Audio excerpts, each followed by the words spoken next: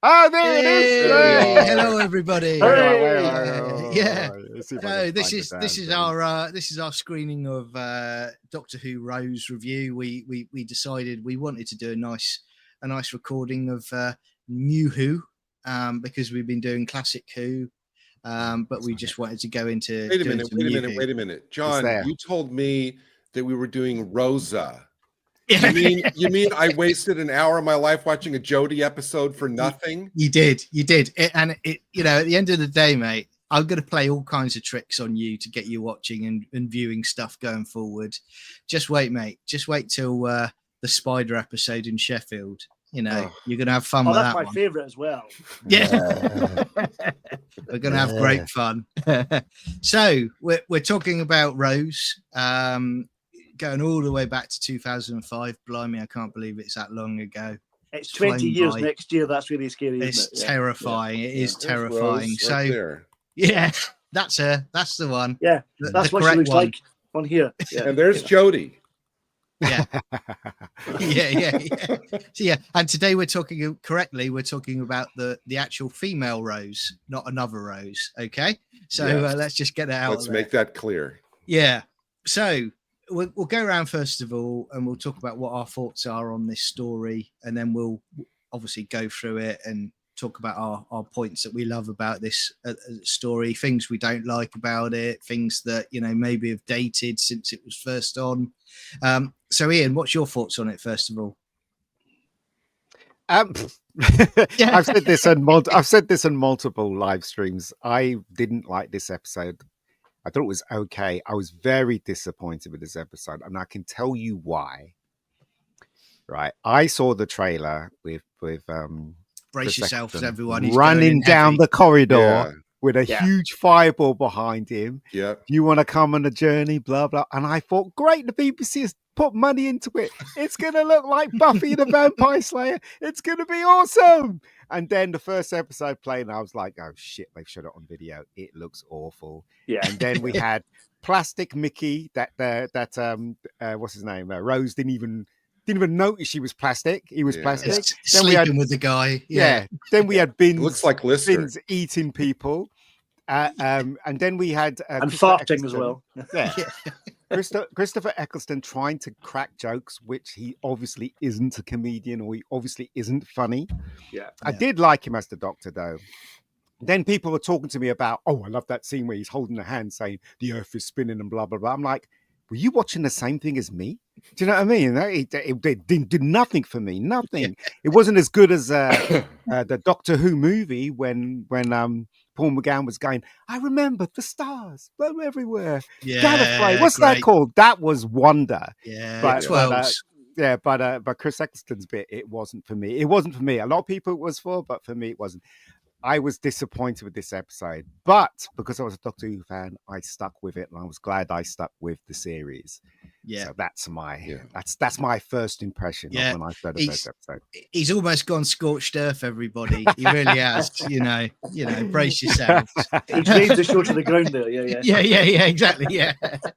And Paul, what's your thoughts on this one? Well, it's funny. When I originally saw this, I quite liked it. I watched it again this afternoon and liked it a lot less. I agree with what Ian said quite a lot about Eccleston. I know why they cast him, but I think he's great at gravitas, but shocking at comedy. He can't do it.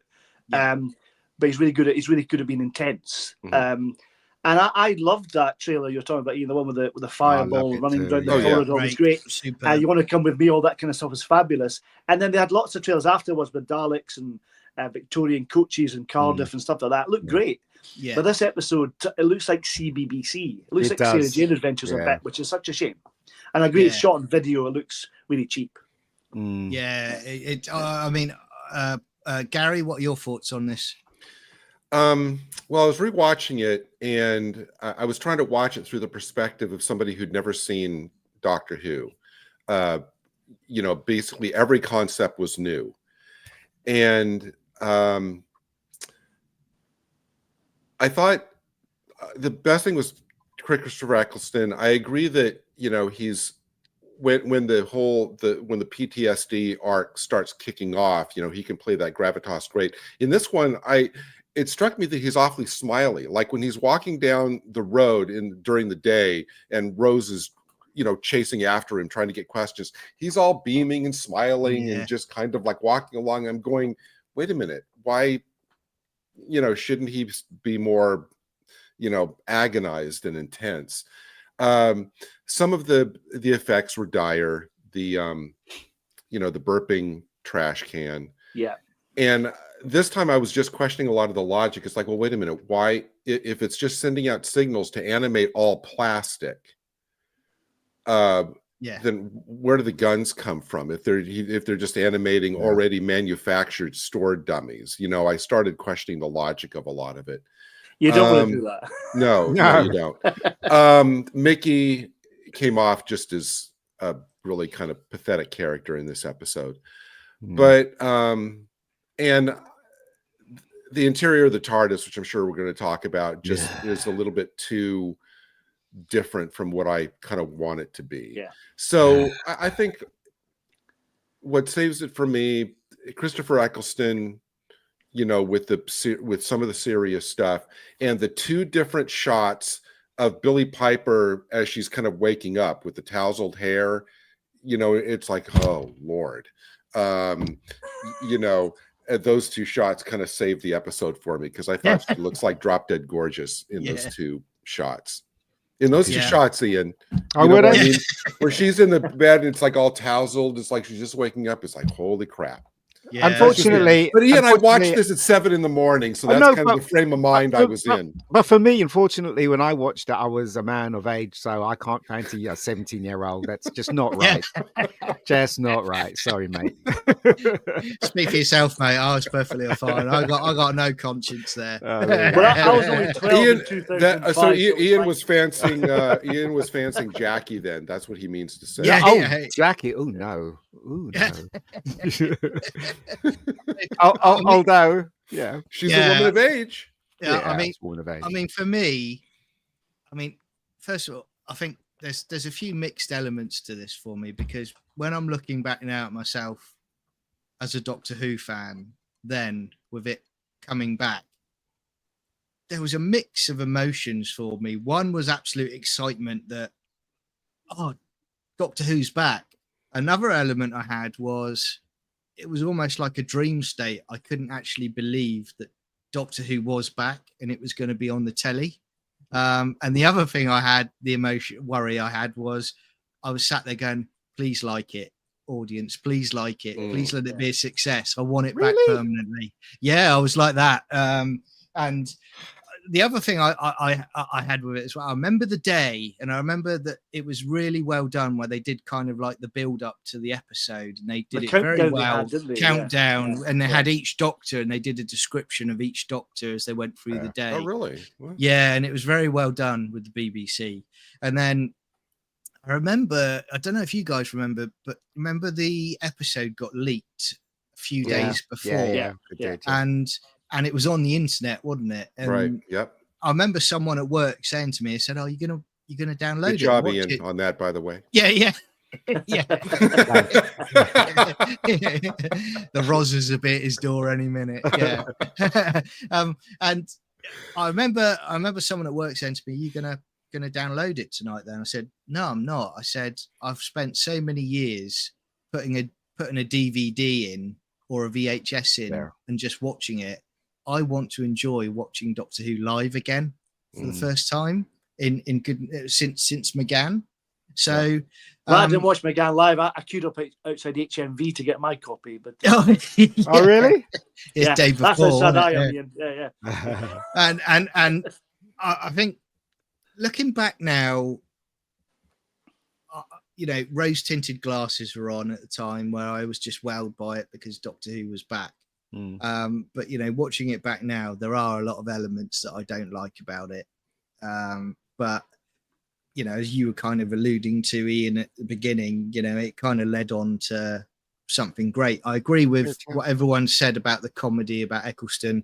It doesn't work, and it works so much better later on when in the season when he's darker. But even then, they kind of figured out how to write for him more because I think in the Doctor dances and Jack goes in to the TARDIS for the first time, and he says, "Oh, bigger on the inside," and the Doctor turns around and goes, "You better be," you know, and it's that kind of dry humor straight away. So I you know, let's get into it. I mean, let's talk about the important matter first of all, which Gary has brought up. Rose in bed, you know. So that's the important element of the story to you. That should have been the title. Yeah. yeah. You know, but this idea of them pretending that this place is London just made me laugh as one when I was watching. Look, for me, okay, right. I don't take any prisoners when it comes to TV shows. It's either good or it isn't. Do you know what I mean? Yeah. And this episode wasn't good, right? The stupid ending, the them pretending it was London when it wasn't. Yeah. You know, the thing about the Doctor going, "Hi, I'm the Doctor, run." Do you know what I mean? As if you would hold a stranger's hand. Why would you do that? Do you know, this just like I've always said this, and I will maintain saying this: Doctor Who needs to grow up. Even back in the 2000s, it needs to grow up. It still has that horrible CBBC thing about Doctor Who, and I don't even know what it is now. I have no clue what it is now. But sorry, I'm curious.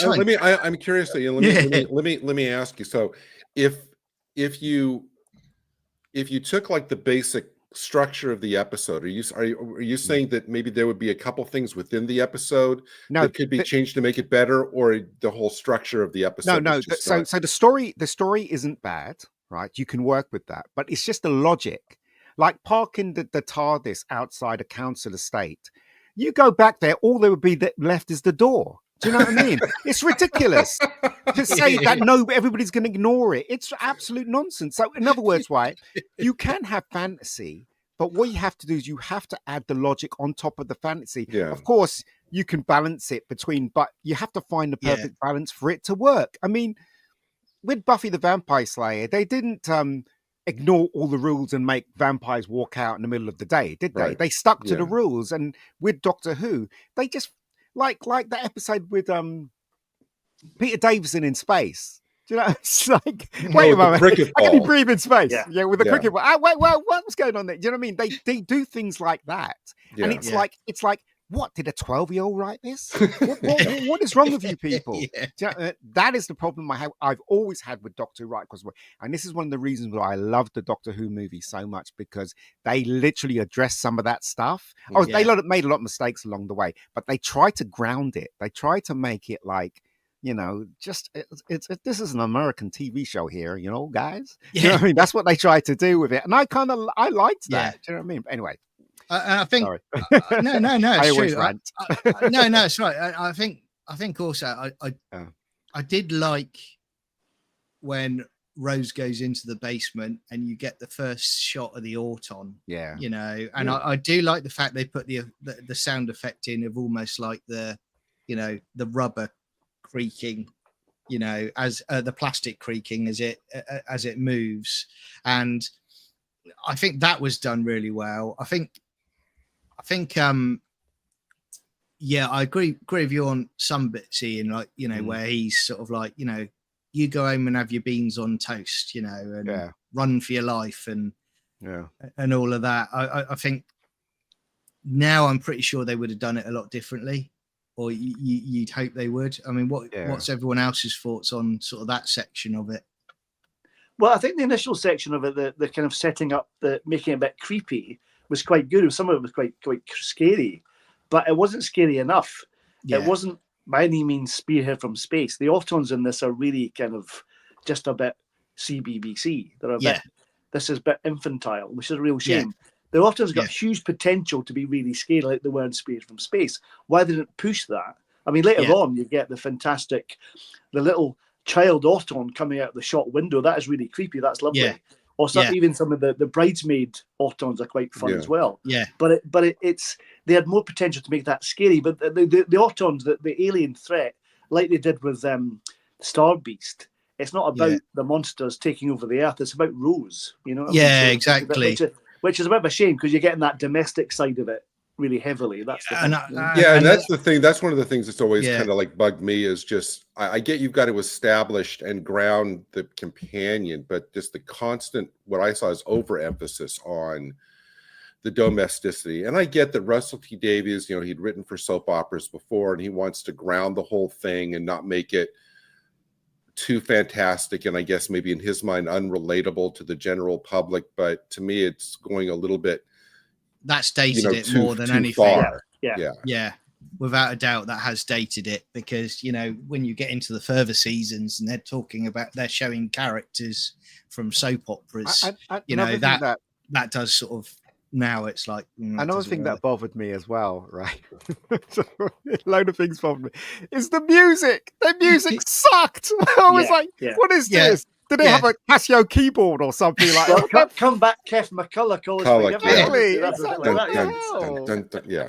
I was like, you know the bit where she goes to the TARDIS, she goes in there and she comes out, she starts running around the TARDIS. I was like, what is this? Is this like a sixth form disco? You know, somebody's like made up some music or something. What the hell is this? You know? Well, you're right. I mean, what Paul said there, you know, a few minutes ago about it feels a bit CBeebies, you know, a bit BB, you know, kids show, not family show, with the scenes, and it also links into where it just doesn't work with Eccleston's comedy, where he's got the Auton arm round his neck. Yeah, that was a little bit too slapstick. I like the way they set that up, though. When Mickey did it originally, and he was mucking about, and then she thought, stop mucking about, and then the Doctor did it for real. That's a nice gag. I like that gag. That's quite funny. Yeah. And you know, the other thing they set up, and they don't really carry through on, is when the Doctor's explaining, you know, living plastic to her, he says, well, it can be in you know, cables and phones and this and that and breast implants. And I thought, okay, well now that'll be interesting. Let's see that. But they never actually have a scene where somebody's breast implants come alive. I've got this image now. That would have made it not that would have made it not CBBC if they would have included that shot from Austin Powers. You know, there you go. And again, I mean, I was going to say about the comedy with Eccleston, you know, where they're walking through the council estate and he's like, sort of, yeah. And he's like, he's doing that jokey element. And again, that took me out of it when I first watched it. I remember that. Yeah. But then, and I know Ian doesn't like the scene, but when he suddenly flips and he does the serious, you know, he can feel the earth rotating. That shows you then that was the Doctor we were going to get later on. And that's what I liked about Eccleston. You know, he's playing it straight. He's not doing that comedy element at that point, and it works really well.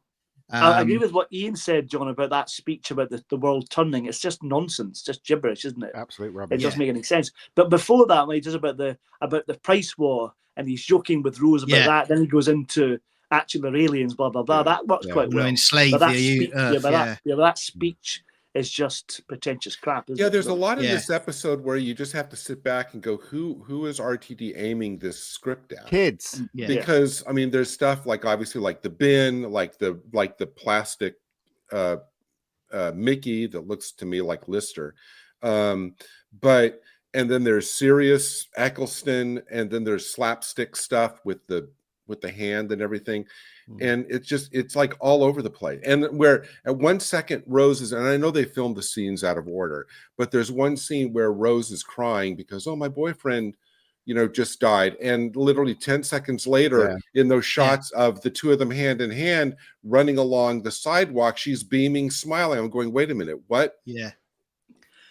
Well, to be fair, Rose and Mickey's relationship in series 1 is really complicated, isn't it? I mean, I don't know how that works out, how they manage to stay together. It's not, I don't think it's complicated. I think they had generally they were boyfriend and girlfriend.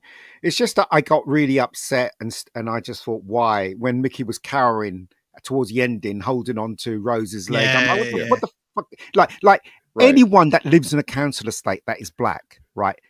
come on, no one's going to act like that. No, first of all, they're going to have a pit bull dog with them. Second of all, right? Do you know what? They're going to be saying things like "bruv," right? "Bruv," bruv. Yeah. Do you know what? If that happened where Ian lived, right? Ian would just look at the Doctor with the TARDIS materialising and go, "You can't park that there, mate." Exactly. You know? Yeah. do you know what I mean? It's like he's trying to imitate this is a council's estate, right? When there's nothing. He's got nothing that connects with that, right? Again, right? If Mickey is black on a council estate, there's no way he's going to be speaking like that. Absolutely no bloody way. Do you know what I mean? They dumbed him down, I understand, but why did they make him into such a horrible scene? Well, I mean, Ian, and I ask this, I say this sincerely, isn't it all RTD's idea of what a character like that would be? Yeah, it is. Yeah, it is. It's definitely, but it's not that that's an excuse. I'm just saying maybe that accounts for the break in what Ian's talking about, what it would really be like versus how the character comes on. When I originally saw this, I didn't like Mickey's character much at all. Yeah. But I think they developed him a bit further on. But I agree, he's not. If he was brought up in a council estate, he's not representing that at all. I agree with what you said in that respect. Yeah. But I didn't like the character at the start. He was such an idiot, and it didn't really work. Yeah, and Rose treated him like absolute dirt. So why is she staying with her? And you know what, Paul? But it gets better as it goes on. He's much more developed and funny character. And by season 2, all that Mickey stuff is quite fun. I quite enjoyed all that. Yeah, it is quite fun. Yeah. But the last line of this episode, I thought, wow, because the Doctor comes back for the second time. Rose turns to Mickey and goes, "Thanks." He goes, and he asks us a sincere question. He goes, "Thanks for what?" And she's like, "Exactly," and runs off. And I thought, wow, what a queen bee, answer. That's wrong. To say, it's like a big F you to Mickey. Yeah. I'm gone. Well, and what's that bit at the ending where she runs in slow-mo? I'm like, what the fuck? That was her bionic woman impersonation. Well, I mean, I agree with you on that, Gary, because Paul, because you're right. Because when you get into where Mickey leaves in the next season, and she says to him, "But I need you," and he's like, "Well, no, but you don't." And he finally calls her on it because she's basically been using him for exactly. For he's on beck and call when the Doctor's not about, basically. And I'm glad they get to that point where they do resolve that, and he's basically saying, "No, I'm moving on now. Do you know who I've had enough." Who was a really good character in that episode? Rose's mum.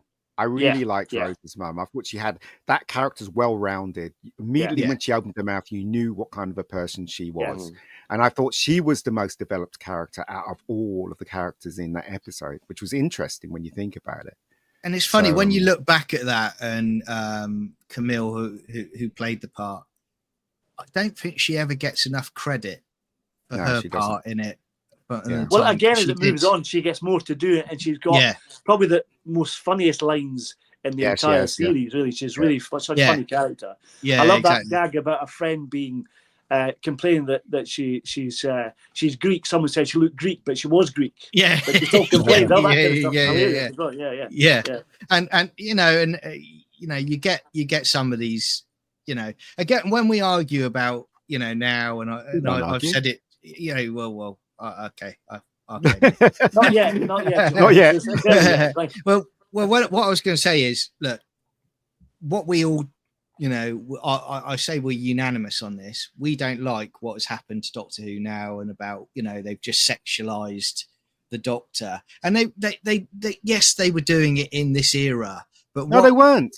No, well, they were with Rose. Yeah, they weren't.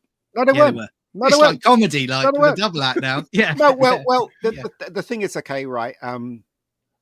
I guess the Doctor. I think you could say the Doctor fell in love with Rose. I think. Yeah. Would you say that? But that's not sexualizing it. Sexualizing is something different. Yeah. Isn't it? Well, I think the Tennant Doctor did, not the Eccleston Doctor. Yeah. Well, the Eccleston Doctor, he did. Sorry, go ahead. Really? Because they did that great thing with Camille, with the mum in the bedroom. I was a strange man in my bedroom. Oh, yeah. I was just going to say. Nothing. That was great. That was really well done. That stamped that down. We're not doing that. And that's what I was going to say. Yeah, because I was going to say, where they went with it in the current iteration, there they basically went, the Doctor's basically saying no, because he doesn't think like that. This is the Doctor we're talking about, and I like that. I have to say, when we get to this bit where she goes to see Clive in his shed, and I love how they're warning kids as well when she's looking on the internet and she finds him, because it's like, I think it's searchwise.net is the web page, and it's like, and you can tell like it's 20 years ago because of how blocky the web page is when they go on it. Never mind the page, well, with the computer itself. So no. What about the horrible Photoshop that they did with Eccleston and those pictures? It was so bad, so terrible. I was like, what? Because he wasn't looking. He should have been looking the same direction as everybody else in the photo. It's like, why is he the only one looking right to the camera? Also, did you get the feeling, guys, that they were scared to talk about the Doctor Who history in that episode? Like, for instance, when she went to that guy in the shed, I thought, when he said, "Oh yeah, he's gone through history," I thought you'd see things like William Hartnell, and then the other Doctors in, and then he'll say, "There's a connection between all these people. They are the same people." I thought he'd say that, but it wasn't. It was just a horrible Photoshop. Him stuck in some picture, whatever. And some sketch of him at Krakatoa. Exactly. It's like, it was only until we got to School Reunion in season 2, and I remember RTD saying, "We want to establish it is still the same show." Because and it wasn't until season 3 with that journal of impossible things that you actually found out it was more Doctors for the general public. Well, and there's a contradiction in the episode itself, at least it seemed to me. I'm sure you guys can probably explain it, which is where, he's been in this incarnation long enough to go to the Titanic, to go to Krakatoa, to go to Kennedy's assassination. That's fine. But then why does he look in the mirror and go, implying that he just regenerated, and that was the first time he'd seen himself? That doesn't seem to track. Instead, unless he was at all these other places but just happened to never look in a mirror. We didn't know how long and also we didn't know whether there was a mirror where we and Gary, the explanation for this, which is very quick and it's New Who, and this is where Ian says about, and I agree that it needs to grow up, timey-wimey. They would explain it with that. That's what they would do. They would say, "Oh, well, how do you know that was, that version before or after?" Exactly. I mean, even Ross completely buggered that up when he did the War Doctor, so it didn't make any sense. I mean, to me, timey-wimey is, RTD code for I couldn't be bothered to come up with explanation, something a decent explanation. But I mean, you've got, and like you're saying about, they didn't establish Ian anything about the past in this story, because when Clive's talking and they're saying he's investigating the Doctor, and he's like, there's only one companion that goes with him, and it's death, and it's like, if he was doing that investigation, looking back now, they would probably look back now and they go, well, you could have had a little nod in there to like Sarah Jane, or you could have had a nod to Unit or something like that to say, well, he's investigating the Doctor, but you would think he's probably been able to track down people that have been with him at the time, and interview them. But also, Rose doesn't say to him, or Rose doesn't say to Mickey, or she doesn't suspect that those pictures have been doctored. Do you know what I mean? Because like, if somebody showed you something, like if somebody showed me a picture and Gary was, talking to Hitler, I'd immediately think it's rubbish. That's definitely a doctored picture. But she didn't even occur to her to say that. Do you know what I mean? It just, I don't know. But even the Victorian one, on the Titanic one, rather, he looks out of place. He's just stuck his head on. Exactly. And didn't you think though? I especially rewatching it today, I got the idea that character and that whole sequence was just designed for brand new viewers who knew nothing about the show, nothing about the concept, and this was RTD's way of introducing a little bit of the context of the character. Because obviously, for all of us, we're fluent in the history of the show. It doesn't feel people right. Are not stupid, Gary. Viewers are not stupid. Even when they were 16, they could easily grasp the concept of Doctor Who. It's a time traveling machine. They don't need any other explanation than that. And he's the Doctor. Why on earth they went that far, I do not know. Do you know what, right? What makes me laugh is, again, right? I'll always say this. We are the fans, okay? There is very little new fans out there. Even in 2000, there were very little fans. We grew fans like Shah and and Charlotte and stuff. That we grew them from 16. My nieces, 16 upwards, right? Yeah. But they didn't have any trouble grasping the concept of Doctor Who. None whatsoever. Yeah. Why on earth did they feel they needed to explain it in this episode? God knows. Well, it's interesting. Get it? It's interesting when you say that, mate, because you're right. Because when you watch this episode back, it plays like a soft reboot. It really does. It does. Yeah. They're very, very careful to make sure not much is talked about the past. I mean, I don't think anything's talked about the past, but then they establish they're playing it very, very safe. This production team, and then when they're confident, it mentions what? He mentions the past in the ending when he was talking about his planet not existing. Oh. No, not in this one. That's not end of the world. Yeah. Well, that's how much I remember Rose then. Then they go for chips. Yeah. but you didn't rewatch it, Ian. You didn't rewatch it? No, I didn't rewatch it. I rewatched it an hour ago. And the thing again, which we're going to talk about now, is the fact you alluded to it at the beginning, Ian, and you guys are going to say about it as well. When she walks out, we've got the burping wheelie bin. Which was just, and you look at it now, even at the time when they did the CGI for the hand stuck to the lid. Yeah. And I thought it doesn't even line up correctly when he's twisting. And then don't get me started on that bin. Why did that man put the bin out? He's got a bit of cardboard in that. Why did he bother? Exactly. Yeah. And why would the nesting consciousness bother animating that bin? Yeah. And to be honest with you, on BBC iPlayer now, there's probably a disclaimer saying we apologize, but at the time we should have made it blue bin for recycling due to climate change. No bins were harmed in the making of this. That's right. Yeah, exactly. But you then get back to the car, right? And you've got Auton Mickey. So this is the guy that she's been sleeping with for however long, who just decides to start ranting out pizza. If that doesn't give you that away that he looks plastic, the fact that he then decides to, but then he starts the car and he's swerving all over the road. Yeah. That still doesn't give you a warning that something. I thought that swerving bit was quite funny. It made me laugh, but the actual Auton bit is really naff, isn't it? Yeah.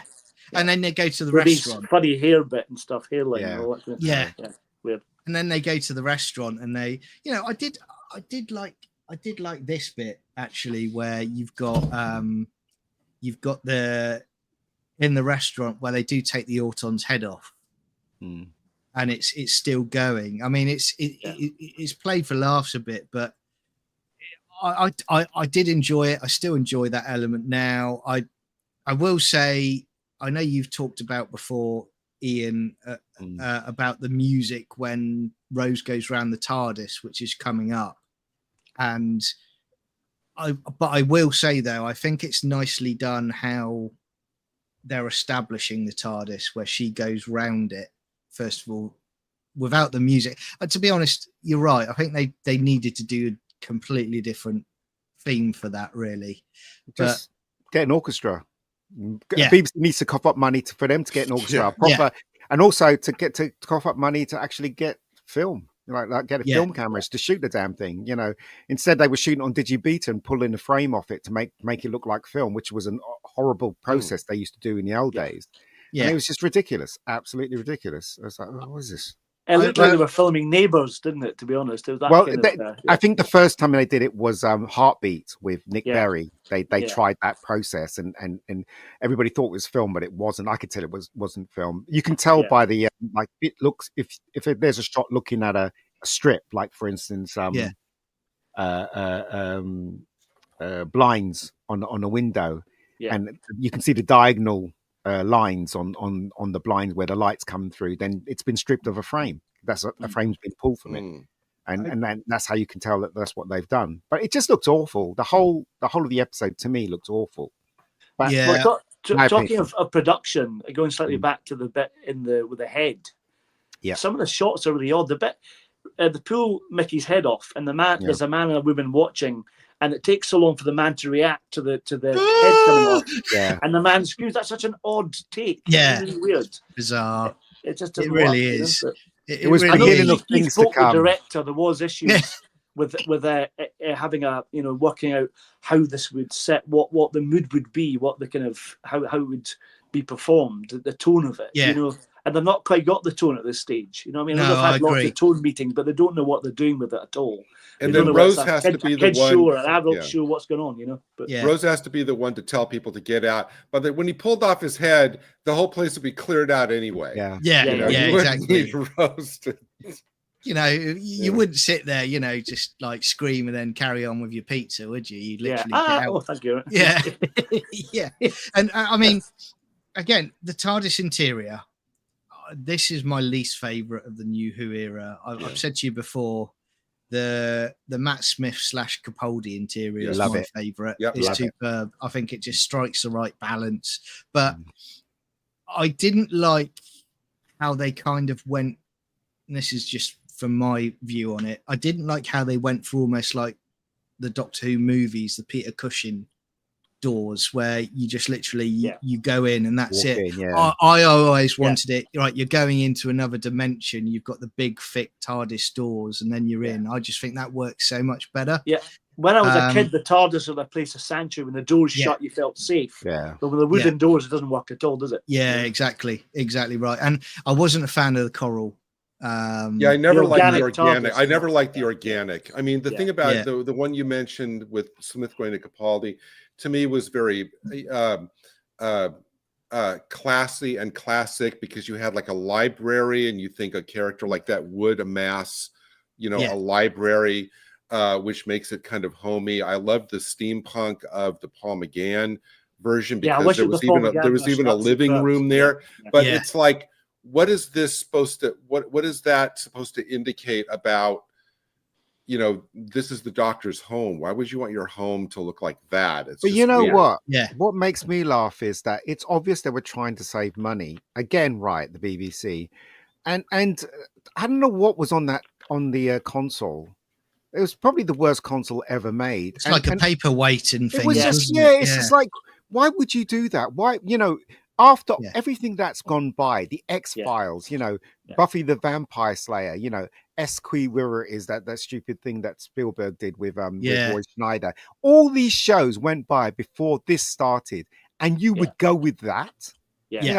Well, why would you do that? The bizarre idea about it was apparently they had the idea that the Doctor would repair things constantly, and that's why all the different bits were there. Because I saw an interview with Ed Thomas, the designer, and it was just turned out really lazy. It's like, it look, it's meant to be an advanced ship. Exactly. The TARDIS meant to be an advanced ship from an advanced civilization, right?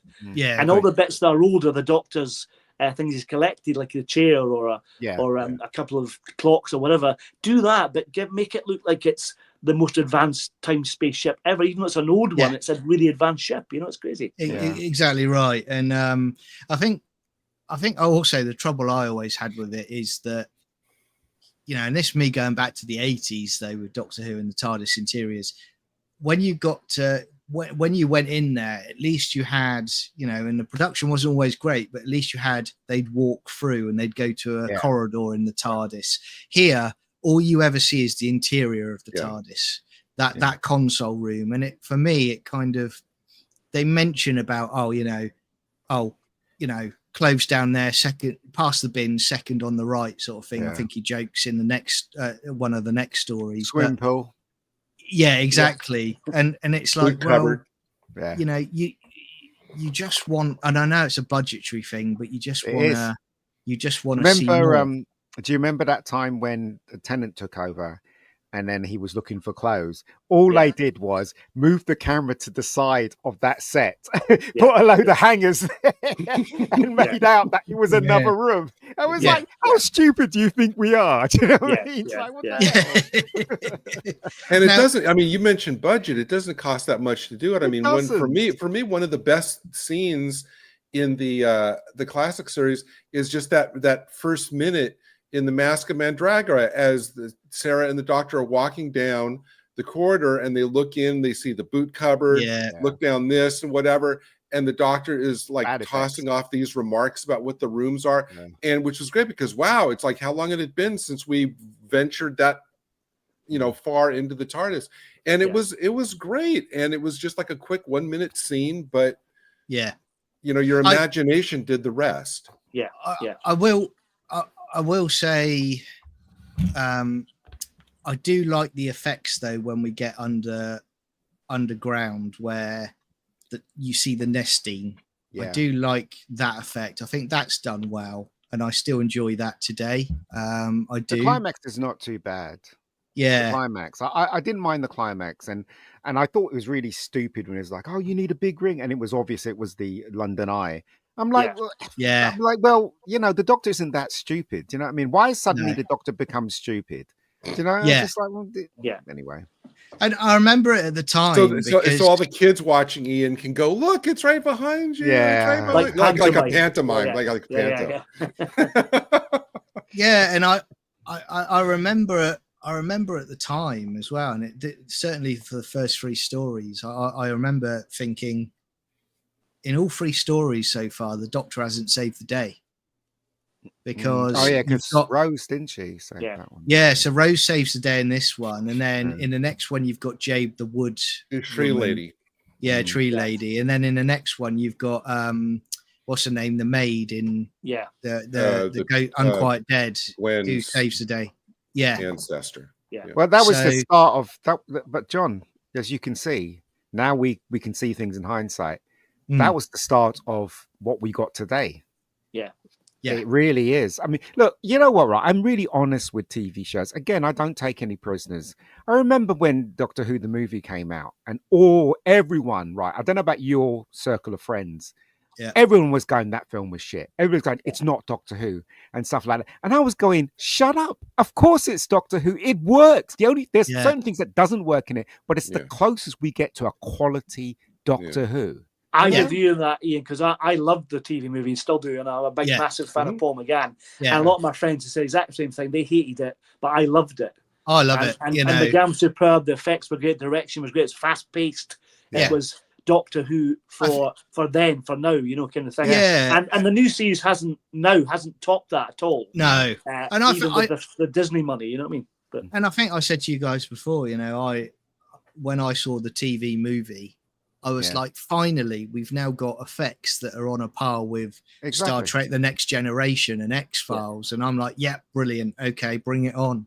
I still think the effects for the time are decent. But, I mean, for me, it's just a disappointment that, like you alluded to at the beginning, Paul, the Autons are kind of like a secondary element, really, because... like we were saying about, the kid Autons coming out the shop and stuff like that. But that was quite I'm quite dark, John, as you know. And I think you've really great shot. Nasty, man. If the Auton came out, the little kid, and shot someone and walked off, that would have been great. But they couldn't do that, could they? But they could. Too dark. They could. Yeah. They could. But I love that. That'd be lovely because that was such a creepy moment when it came out, but they didn't do it. But they could do it. But they chickened out. Yeah. No, but they could have the kid coming up and people are in the corner and then just cut to something else. Yeah. And then then you realise that they've been killed. You know what I mean? Well, they did that with Mark Benton's character, didn't they? With Clive when he gets killed, which seemed really pointless. But I was just going to say that because that's one thing that Ian, I know when you say Doctor Who needs to grow up. When the Auton basically opens its gun and points at Clive, and he just goes like that. No, you duck or run or do. Yeah, you would run, or grab or reach out and grab the arm and try to move it away from you. Yeah. But even after that, right, the wife and the son see him get his head blown off, right, and they just scream right in front of the Auton and don't move. Yeah. And we get like three shots of the wife and the son running all over the plaza. We keep seeing that bit's quite well shot. I quite like some of that that kind of massacre scene. That was quite good, some of it. But what is interesting, in Spearhead from Space they never showed breaking of the glass, and they showed it in this, and actually Spearhead is more effective because you can't see it.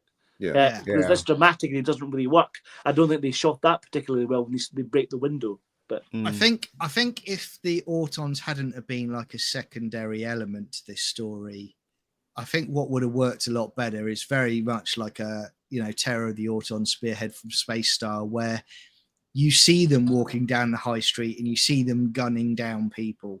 That adds that extra terror, that extra element to it, because you don't see them gunning anyone down, do you? You see, Clive's lost his head off screen, and he did, didn't he? He did. Yeah. The thing is, though, after the whole arcade, after 20 minutes, SO19 would have appeared and shot the crap out of them, wouldn't? Because it's just plastic, isn't it? So they would have shot the crap out of them. Unlike June of 60s, there wasn't really anything. You would have any of you gents been to any of these locations where they were filming? I don't mean the London Eye. Obviously, you've been there, but I mean like the shopping center. Where all that.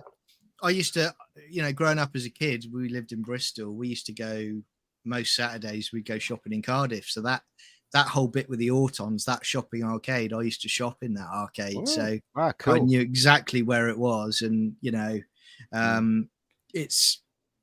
I mean, like you say.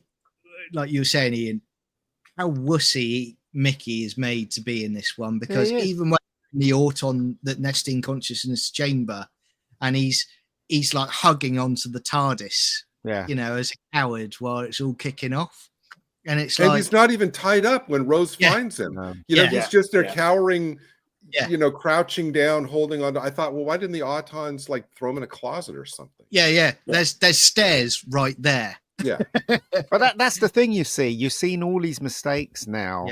But I saw them when it was actually broadcast. I was sitting there going, "This is the worst thing ever written." I almost stopped watching. Do you know what I mean? But after Dalek, I thought, okay, right, now they're back on track. Now they, then we got the fighting aliens, and I thought, it's like going up and down.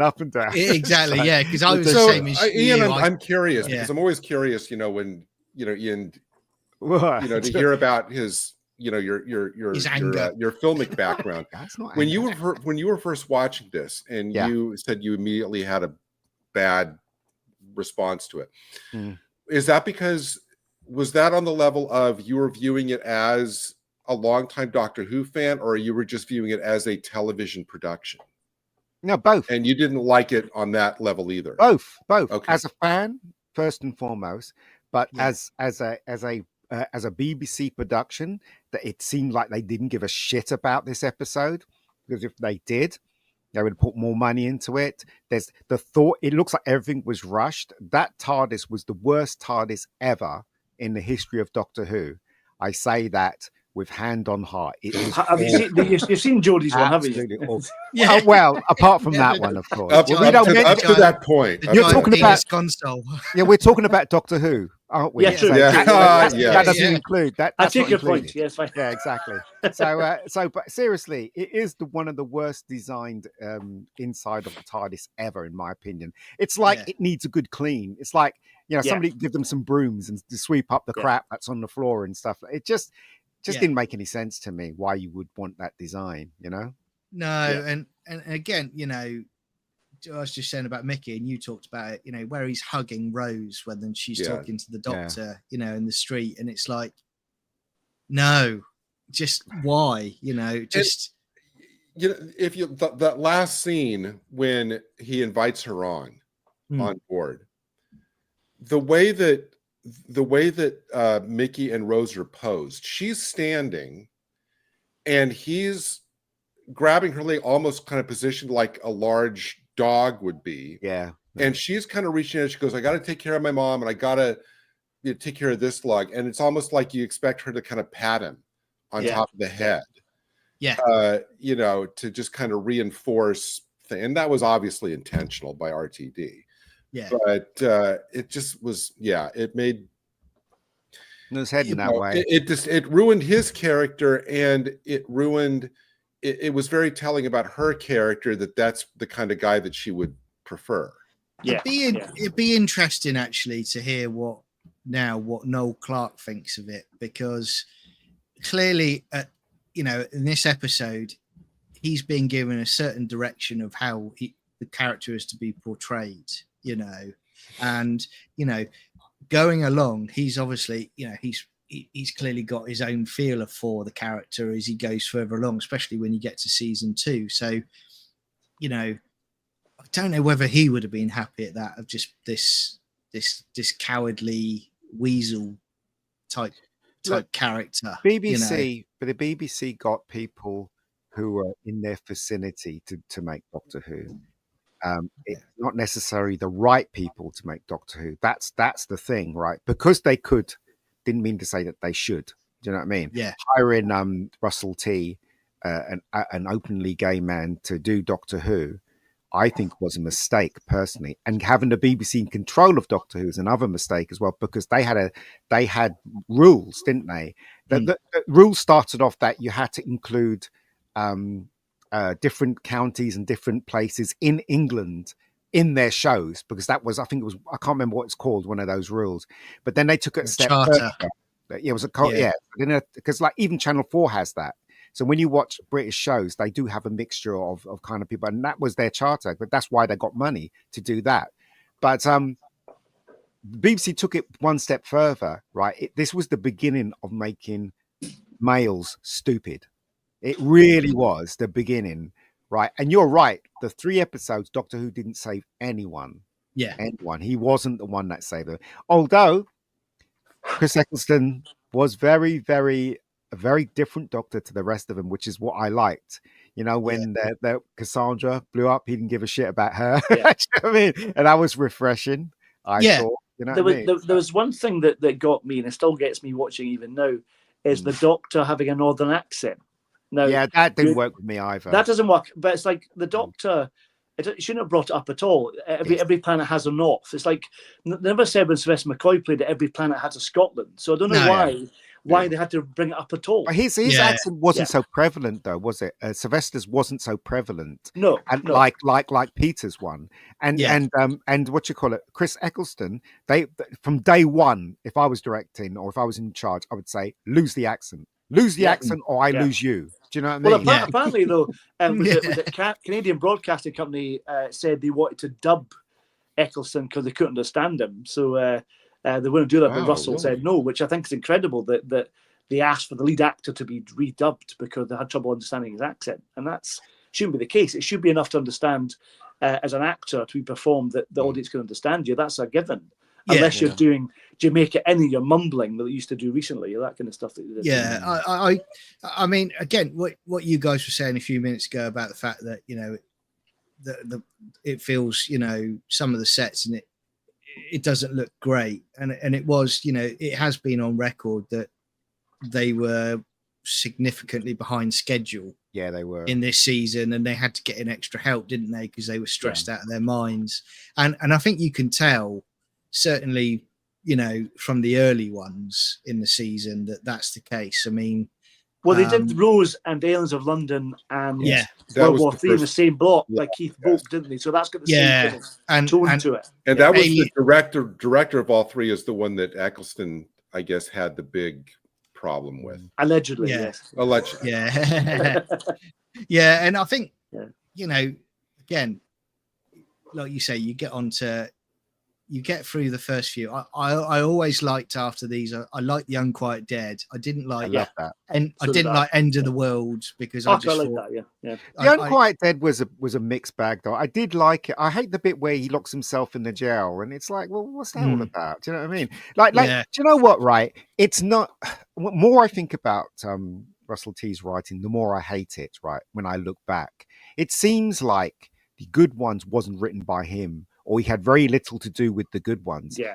All the ones that he had to do with is either childish or has a bit of gay stuff in there, or, you know what I mean? I'm not saying that's wrong or bad. I'm just saying that for that moment in time, right, it was completely down there. It should be up there. Again, the reason why Doctor Who was on was because of Buffy the Vampire Slayer, because on BBC Two, Buffy the Vampire Slayer had huge ratings. And when they were thinking about bringing back Doctor Who, they thought, well, Buffy the Vampire's Who's ratings, let's bring back Doctor Who. And it was argued for like 3 years or some nonsense until somebody said, let's do it. Do you know what I mean? Yeah.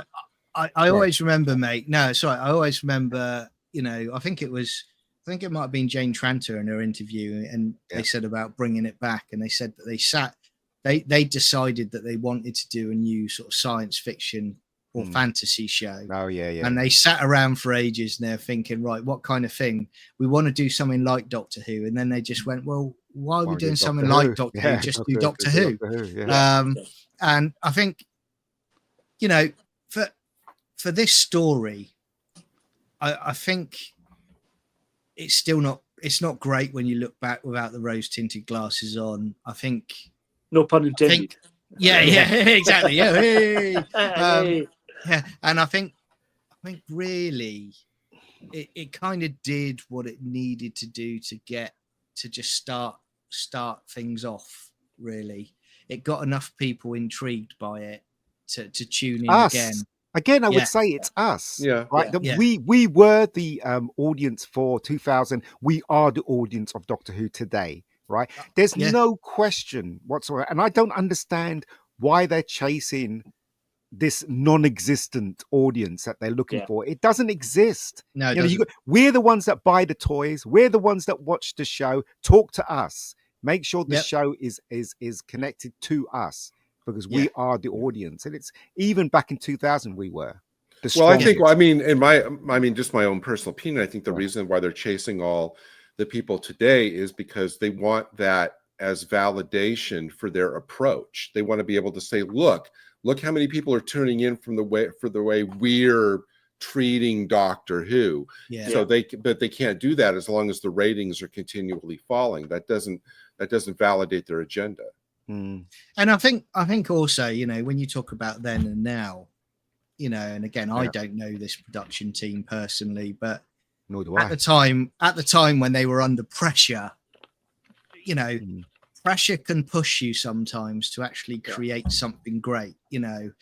Now I think there's that level of complacency with them where they think we've done it before, so whatever we do now is going to be a success, and they change things that, like you said, Ian, the audience that had been established for some time, they overwhelmingly said, no, we don't like this at all.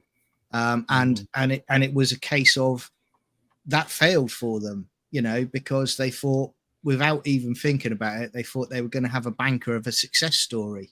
Common sense. Nothing is always a given, is it? You've got to work I always time for it. When I work on sets, right, and believe you me, I always work with young people, right, because I'm a lot older than them, obviously.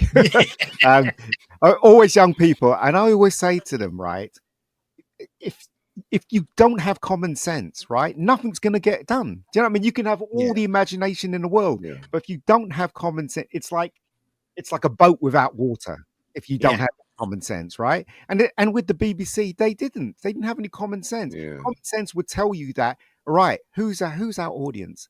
It's all these people buying the toys, all these people buying the VHSs. Oh, that's the audience. Let's talk to them. It's stupid to think that, it's crazy. What was the overnight for this, John?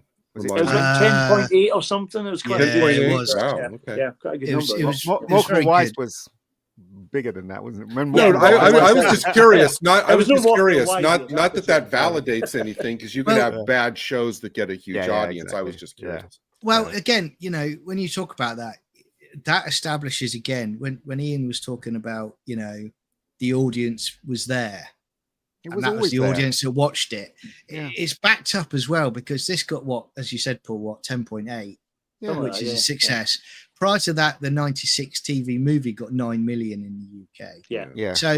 So people were always interested in the UK in Doctor Who, and I think even if you weren't a diehard fan, you grew up in an era where Doctor Who was on. So when this was coming back, people were going, got to watch Doctor Who. Doctor Who's coming back, and they passed that on to their kids. Well, I had a lot of friends who weren't really massive fans, did the same thing. They watched it with their kids and they really enjoyed it. Yeah. And which was great. And I think part of it is, us being fans from the classic, bringing friends and family, and people get into it as well, because some of it was quite good and quite entertaining. What they did do, which I think was a clever idea, but I've got a controversial thing to say about it in a minute. Eccleston was a good choice for the Doctor for a modern audience, but I don't think he's Doctor material. He's a great actor, but he's not really the Doctor, I don't think. He kind of grew into it towards the ending, but the thing is, right, when Doctor Who was off the air, how many years was Doctor Who off the air for, guys? 16, was it? Yeah, right, if you don't count 96, it was 16. Yeah, 16 years, right? Within those 16 years, people were buying the VHSs, they were buying the toys, they were buying the T-shirts, the what you call it, the money kept rolling. The even novels, though Doctor the Who, new adventures, all that. Even though Doctor Who was off the screen, you would have thought that by using common sense, sitting there going, so who's our audience again? Do you know what I mean? How could they not know who the audience was for Doctor Who? It's so stupid. I know. It's unbelievable. And what they're doing now, there's no business sense. They've completely lost that audience, and they've lost any revenue they could possibly make, because it's crap, But, and we've been talking on this stream we've been talking about the TV movie, all throughout the stream. Yeah. For me personally, I actually think to compare this particular episode, the 96 TV movie, even though this episode was made 10 years later, to me, the 96 movie comes off as a more polished, sophisticated production with higher production values than this particular episode, which strikes me as something you'd find it's like a mid-90s level effects, especially it's like an early X-Files episode, isn't it? Almost like that. I think the nesting effect is obviously, is just kind of amateurish.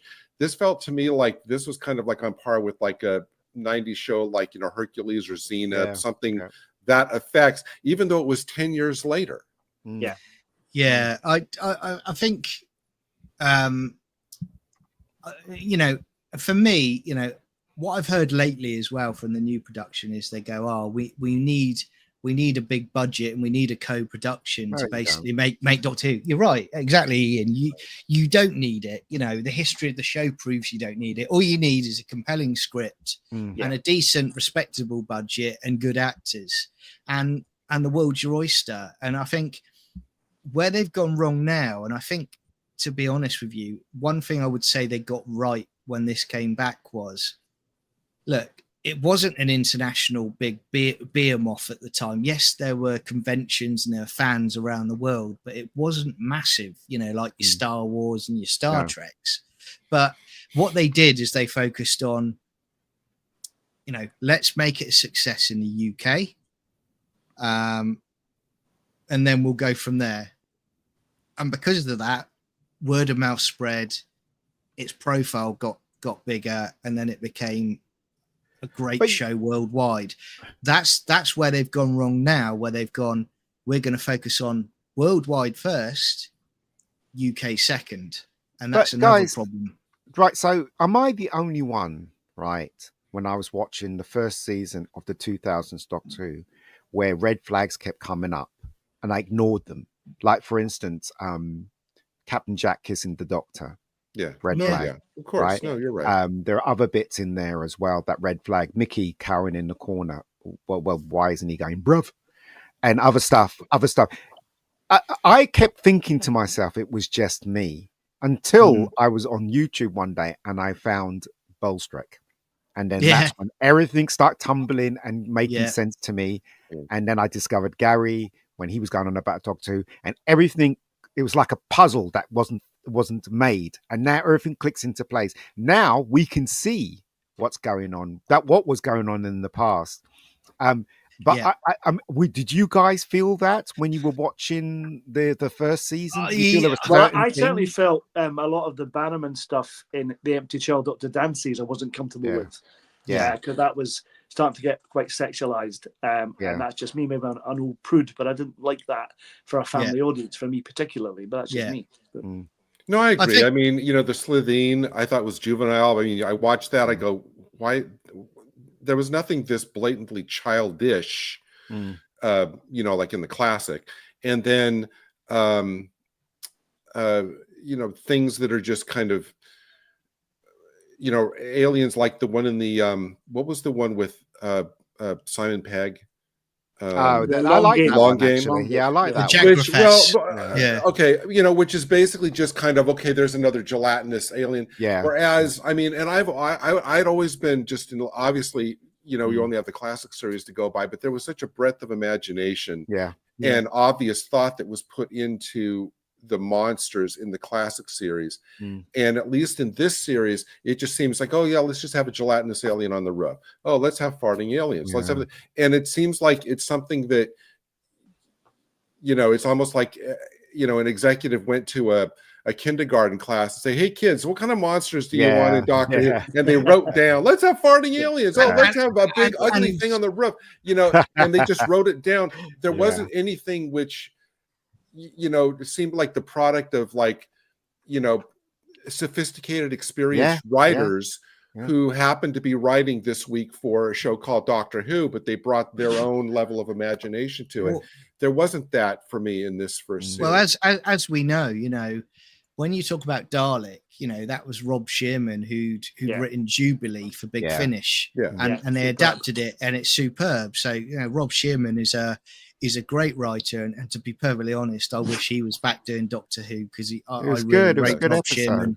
Yeah, and then like you say, you know, you were saying, Ian, and you guys have alluded to as well, Paul and Gary. It's you then get to the Slovene story, and I just thought, like, even then, I thought to myself, classic Doctor Who got criticisms for some of the looks Effects, of the monsters, but those Slovene, they looked awful then. They look awful now. You know, it looks so bad. Slovene and CGI Slovene, and both look a bit janky. That's my new one. You know, it wasn't just the Slovene in that episode, and I know we're getting a field from Rose, but the thing for me that was jaw-dropping for me was the pig.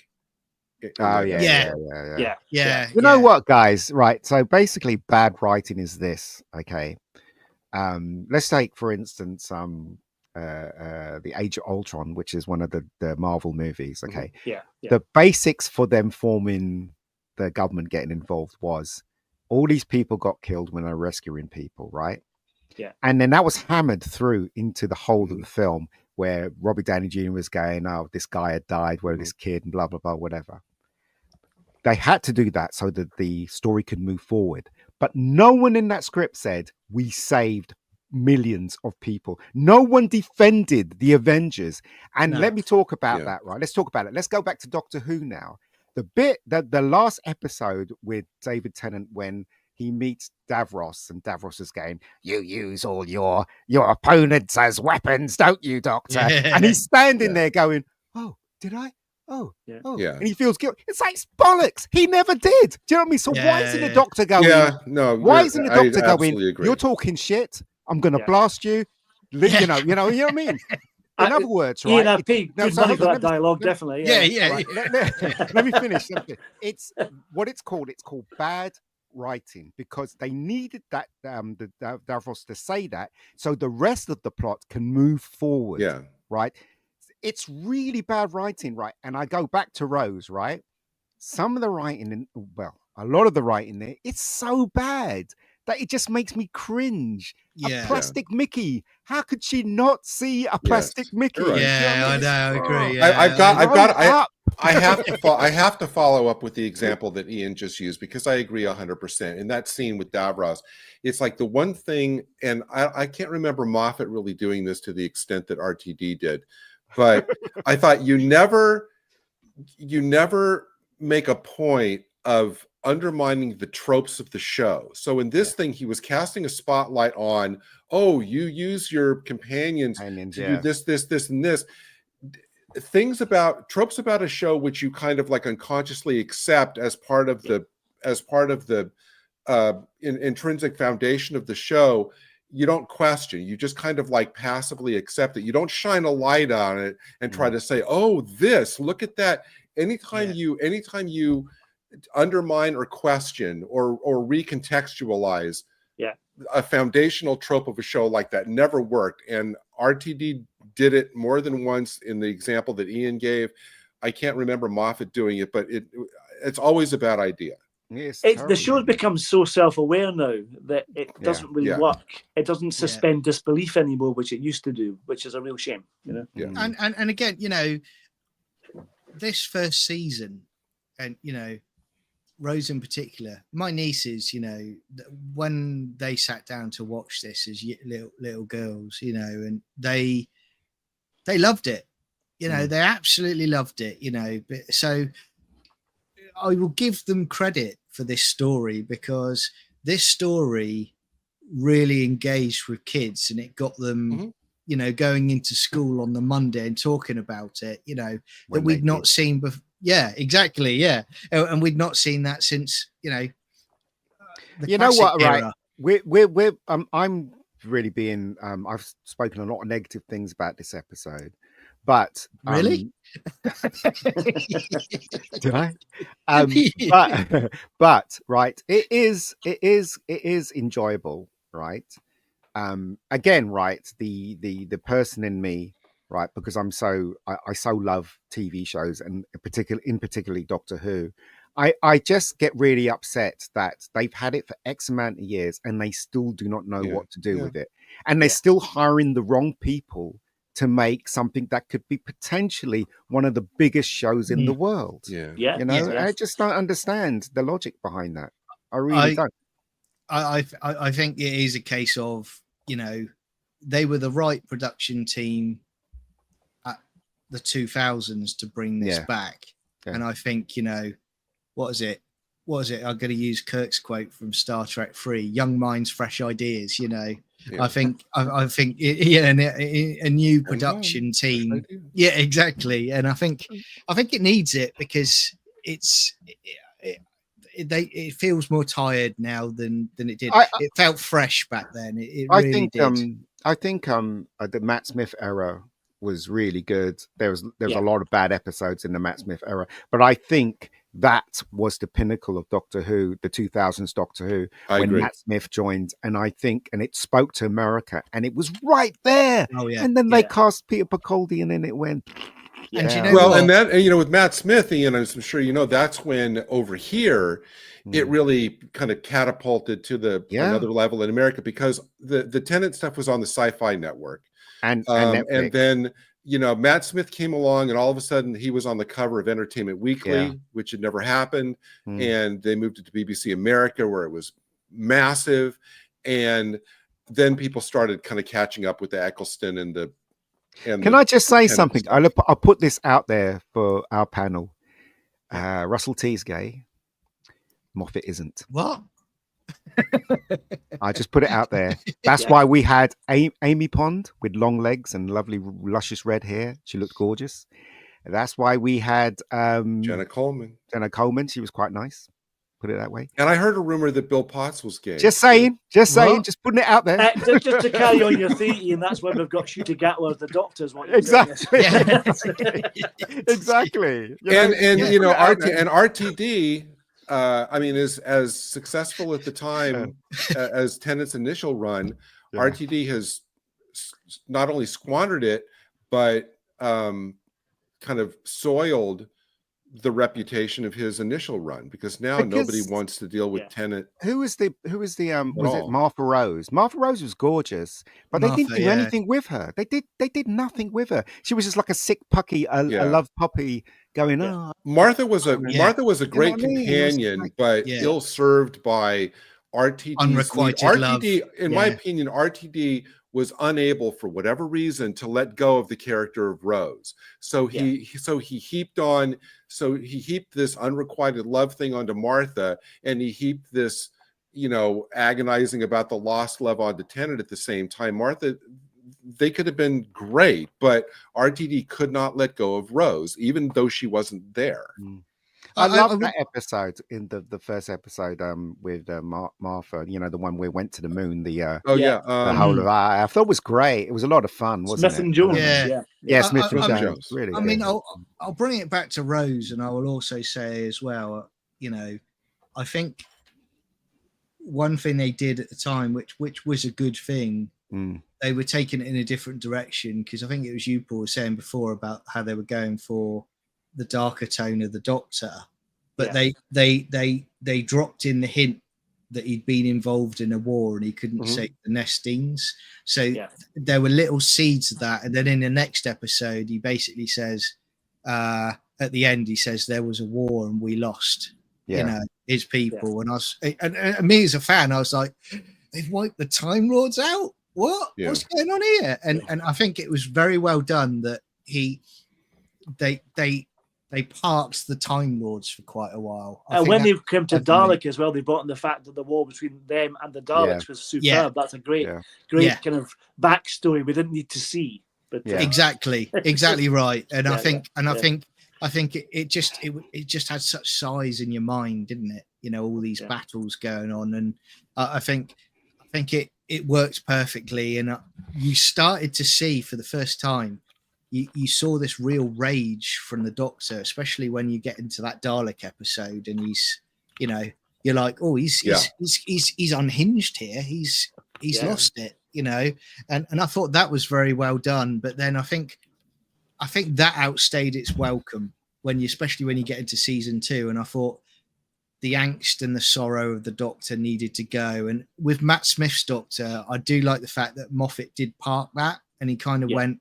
He started to get the joy back in the Doctor again. The Doctor's, you know, seeing the wonder of the universe. Although I totally agree. Although I think for me, one of the best scenes in the Day of the Doctor is, and I wish there'd been more of it in that story, is when they're all in the jail, and the Tenant Doctor says to Smith, "How can you know? I want to know what happened. How could you?" And then Matt Smith looks at him and goes, "No, you really don't." Yeah. And Matt Smith is always dynamite at those kind of turn on a dime. I wish there had been more of that kind of confrontation. The problem with that is that the David Tennant Doctor wasn't the David Tennant Doctor in the 50th. I did like the 50th a lot, but I found myself, little flags were going up, like when he was talking to the rabbit. It was like, what? You know, it's like, you're so and so, and then it's like that didn't. To me, that's not. And also. Other stuff as well, other stuff that he said and didn't. I was like, if this was the other David Tennant Doctor, he wouldn't be saying things like this. Do you know what I mean? I don't know. There's something about his portrayal of the Doctor then, and also that horrible sexist thing that woman, the Queen, says to the two Doctors. Remember, men, blah blah blah. Do you remember that line? Yeah, you know, that very hugely sexist thing to say. Yeah. But you know, but still, I like the 50th. The 50th was great. And I think also, sort of going back to Rose, guys, I think when I let's get back to Rose. No. When I look at it now, and I compare it to the current iteration, that, you know, I'm on record that I'm not watching anymore because I don't like what they've done to it. But the fact is, you had that first. I was watching stories, and I wasn't. On tenterhooks and walking on eggshells, worried about what they were going to drop in the story. Whereas I got to a point, you know, and it started in the Jodie Whittaker era, where I was like, I stopped early because she was awful for the part, in my opinion. But they were starting to drop things in that I was like, what the hell are you doing? And that was where, you know, when Ian was saying earlier about it was us as the fan, you know, and the audience, we were the ones who grew up with it. This was where I really started to feel they were starting to say, we actually hate you, you know, we don't like you, we're going to do this, stuff you. And sometimes I felt they were doing it almost to antagonize you. Whereas when it came back in 2005, there was that whole mindset of everyone's welcome. Come on the journey with us. I don't know. There was, it was great. Well, he had to do that though in order to build the audience for the show. There was some red flags in the season 1, and while I was watching it, I was just like, why? But it was much better than what we got today. Well, you could, like you said earlier, you can bypass those red flags because it's like when you go back to Jack. You know, Jack for me, it didn't affect me too much. And the difference is, compared to now, is Jack was a well-rounded written character, in my opinion. So it didn't impact me as much as now, where they're just one-dimensional characters. you know. I would say that maybe Jack was like a well-conceived character that went off the rails. No, hugely from time. Do you know what Jack was? Jack was Russell T's version of Doctor Who. Yeah, that's what because he was a time traveler as well, and he was handsome and he was gay, or he went from one to the other. So he was a prototype shooty, probably. That's what it was. Exactly. It was. And what the thing is, though, right? It was just starting all that stuff, and we couldn't see it. It's just like watching the Force Awakens. We couldn't see it. Yeah. I came out perplexed. You know, same thing with this one as well. Watching season 1, there was certain bits that perplexed me about what was going on, but we know better now. We can see it now. Well, I mean, some things are only evident in hindsight. Yeah, exactly. You know? But this era needed more talking frogs, like. You never have too many talking frogs, can you, guys? Let's be honest. Yeah. No, not enough twerks either, is there? Yeah. No, but again, for the cheap seats out there, Doctor Who needs to grow up. It really does. Yeah. Even the 2000s, even some of the stuff with Matt Smith, and it's my favorite era.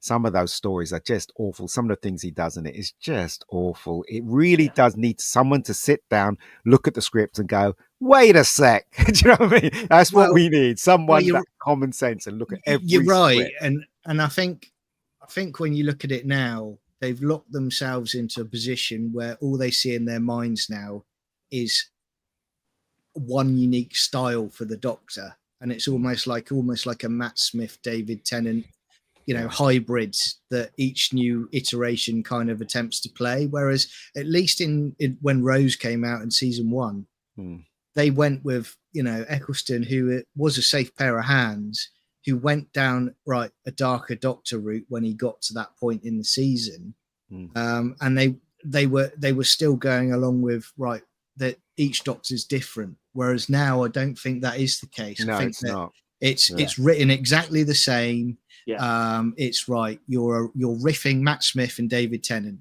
and I will give Moffat credit because I like Capaldi. I'm a big fan of Capaldi, and I like the fact he was going. No, we're going to go with an older Doctor this time because we can have that. Was the beginnings of the death of Doctor Who, though, when they did do that, because America wasn't ready for that. Yeah, and then they lost the American side for Doctor Who once they cast Peter. Peter's an amazing Doctor. Unfortunately, he got the worst scripts writing ever for Doctor Who. And also, I hate what they did. They made him into one of those old dads that was trying to be hip, and that just didn't work for me. There's some really good episodes that Peter was in, though. I love the Mummy on the Orient Express. I'd watch that 10 times more. Flatline was good. Flatline's good. Yeah. So I mean, what you guys will go round. What would you give out of 10 a rating for Rose? Oh boy! So Ian, you go first. What? I would give it a 10. No, I wouldn't give it. And Ian, you can't you can't use negative numbers. Yeah. That's not look, Rose was entertaining, right? But for me, I was disappointed, and I explained why I was disappointed and why the BBC didn't treat that whole season 1 with respect. They didn't. They literally just threw it under the bus as far as I was concerned. Anyway, I would give Rose a 4. That's what I'd give her. Yeah, okay. Out of 10. Yeah. Out of 10. Well, because we're going to amend it now out of 5. No. Paul? Well, a lot of things that Ian has said during the conversation, in fact, what everyone said, I've agreed with a lot of things. There's a lot of good in Rose, a lot of good in season 1. But having watched it again, I enjoyed it more in 2005, probably because the hype was like, Doctor Who's back, yay! But now it does seem like it's very juvenile, which I knew there were parts where juvenile, like the bin and Mickey and all that kind of stuff. But watching it again now, I was quite disappointed by it, actually, and I used to quite like it. So I'm going to give it probably a 5 out of 10. Yeah. Gary? I'm going to also give it a 5 because there were probably as many things I didn't like in it as I did. So that kind of splits it right down the middle for me as a 5. And I'm reading it like in isolation, not in comparison to how I know Eccleston's Doctor is going to develop later, because, you know, we should just, I mean, for me, I want to just rate it just in isolation. Like if this was the only episode of New Who there'd been, what would I rate it as a self-contained entity, not connected to anything else? And, you know, some of the illogic, some of the, you know, juvenility, is that a word? I don't know. Yeah, we'll take it. You know, but again, Eccleston is very good in a lot of it. It's just there's as many things in my negative column as my positive column. So I'm going to go a 5. Yeah. For me, I would say 6 out of 10. I think there are some good elements in it. There's a lot that isn't great. It's dated a lot since when I first watched it, but I think it did what it needed to do, and it was to build an audience and to bring Who back. And I think it did it very, very well. I mean, let's not forget. I mean, this story, you know, when we talk about kids going into the school on the Monday and they started talking about Doctor Who, and it was off. Yeah. And it was, and I, you know, it was that time again, which again, it was almost a bit like a fever dream for me at the time, because I was going into work and there was people who knew I was a Doctor Who fan coming up to me and saying how much they love Doctor Who and they can't wait for the next episode. And I was like, you know, I'm not awake at the moment. It's bizarre. And of course, then there was also the dark time for me when I'd go into my local WH Smith's to pick up my Doctor Who magazine, which was always there with plenty of them there for me to pick up, and they're going, "We've sold out." What? Do you know how long I've been coming here? Yeah. And the VHSs had gone, you know. So that was my corner for about, you know, goodness knows how many years. That was John when you flipped out and you said, "Give me my, I'll burn the place down." Yeah. Where is it? Talking me off the building. You know. What was interesting at that time though is that everyone who wasn't a fan became a fan, allegedly. You know, they all came out of the woodwork to be a fan, which is interesting, wasn't it? But, yeah, exactly. And it was a fantastic time, you know. And it was an absolute joy. No, and I think, you know, just the enthusiasm and the uniqueness of having, after such a long period of time, the show revive and come back and have it be kind of like a national, you know, the talk of the nation. I mean, it's a very just unique situation. It just kind of, you know, rode that wave. Yeah. And I mean, we're still going to be here for a little bit longer. We're just going to talk about just some Doctor Who stuff for a few minutes. So, I mean, again, we're going to do so. We're going to keep doing reviews of. We're still doing the classic Doctor Who reviews from 63 up to present. We've just literally recorded Dalek Invasion of Earth. We're going to be doing New Who reviews as well, and on the channel we're also doing movie and TV show reviews as well. So, you know, feel free to take a look at everyone in the audience at the playlists and see if there's anything that you like, and comment and let us know what your thoughts are. But I mean, Doctor Who, you know, for season 1, I mean, let's talk about season 1. Yeah, I mean, season 1, it you know, at the time I was so excited with it. You know, I remember getting to Christmas, couldn't wait to get my DVD TARDIS box set. You know, the one that fell apart. The one that fell apart. Yeah, exactly. And I had to end up getting. Did you do the same as me? Did you send yours off to the BBC and get a replacement box? No, I tried to glue mine. Okay. It worked for a bit, and then I bought this version, the thin version. I got this one instead, which is much better because it fits in your shelves much easier as well, which is quite good. But and I think it was a great time as well, because, you know, I've got happy memories from it, because you then had all of the toys and the merchandise coming out. You had the radio controlled Daleks. It was a really, really lovely time. And, you know, I wish I could recreate those times, but they've decided to go down another route, haven't they now? But do you remember though, after episode 1 aired, we found it on the news that Eccleston was leaving almost immediately. Yes. Which was really quite scary. That was unfortunate. Well, I always remember before that leaked, and he was doing the interviews, wasn't he? And I remember him saying, they said, "Oh, are you filming a second series?" And he said, "Oh, well, essentially, I've done effectively with the filming I've done for the episodes. I've already done 2 seasons." Yeah. And I thought, wow, that's a big tell, isn't it? That he's not hanging around. Yeah. But little did we know that 20 odd years later that we'd find out that or not 20 odd years.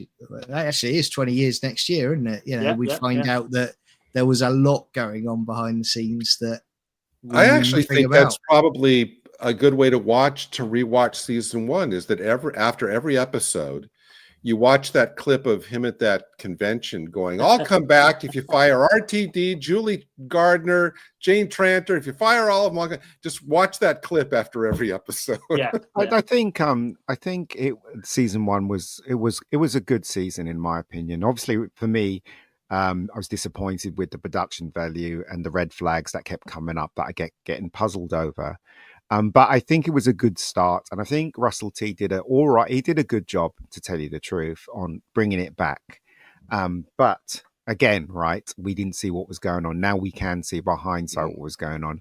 Again, I would honestly, truly say, even to this day, these people that own the IP of Doctor Who, they don't know what they've got at all. Yeah. They really don't.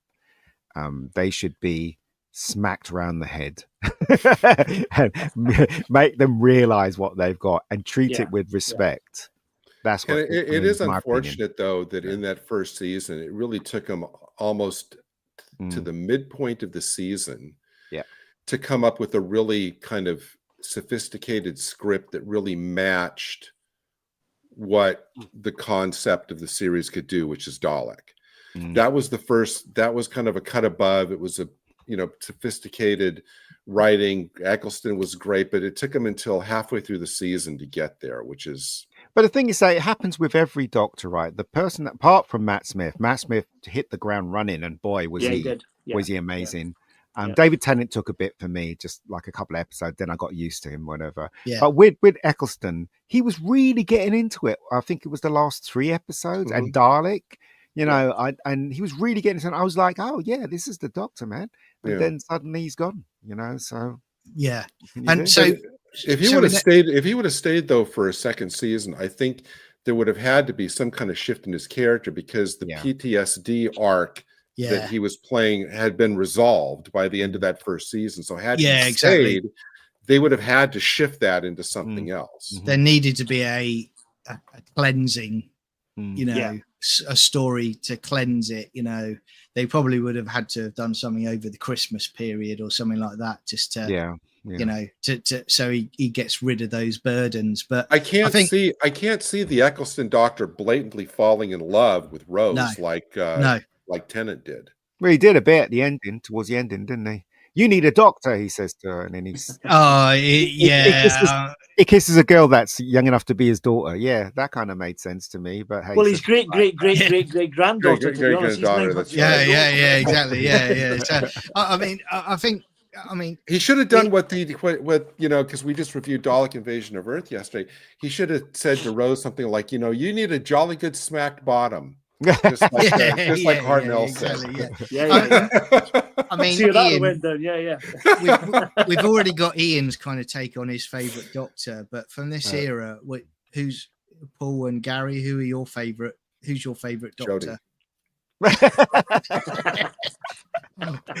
gurning face. Love that trousers that doesn't fit her. I'm with Ian. Matt's my favourite New Who Doctor, followed by Peter Capaldi.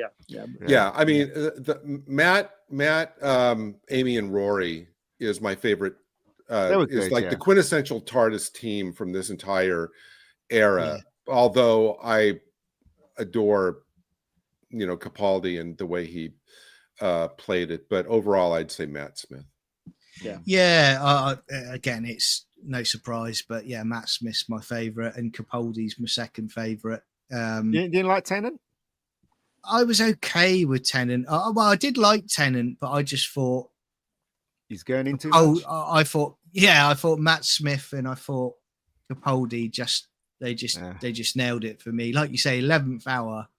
From the first moment you see him, he's just nailed the part. Yeah, really, Matt Smith and Capaldi. You know, I'd watched the thick of it. I'd seen him in stuff as I was growing up, and I was like, when they announced him, I was like, oh, so good. And I love the fact they did the Dark Doctor. I liked that. You know, like I said, I think I said to you before, Ian. I like when, you know, and I think I said to you, Paul, but when they did Into the Dalek, what I love about it, and I give them credit for going back and sort of trying something different and almost going back to that Sixth Doctor, First Doctor attitude, and where they went, you know, where he rescues the woman from the ship and she's in the TARDIS console room and she gets up and she points the gun at him and he's like, no, get it right, you know, as if to say, I've just saved you, you know.